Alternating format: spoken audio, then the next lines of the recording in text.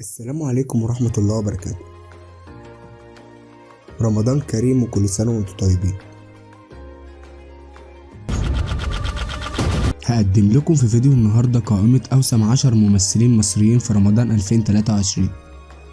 في المركز العاشر الفنان محمد رمضان بمسلسل جعفر العمدة. وفي المركز التاسع الفنان عمرو سعد بمسلسل الأجهر. وفي المركز الثامن الفنان طارق لطفي بمسلسل مذكرات زوج. في المركز السابع الفنان أحمد العوضي بمسلسل ضرب نار. وفي المركز السادس الفنان مصطفى شعبان بمسلسل بابا المجال.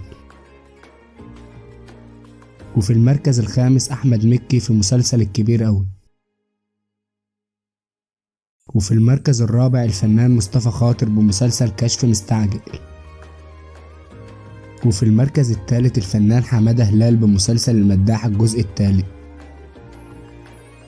وفي المركز الثاني الفنان أمير كرارة بمسلسل سوق الكانتو. وفي المركز الأول الفنان خالد النبوي بمسلسل رسالة إلى الإمام. طبعا انت تختلف او تتفق مع القائمة دي، ده رأيك. لو شايف ترتيب تاني للممثلين الكبار دول او عندك ممثلين منضموش للقائمة، اكتب القائمة الخاصة بيك في التعليقات. وبس ما تنساش تعمل لايك وسبسكرايب.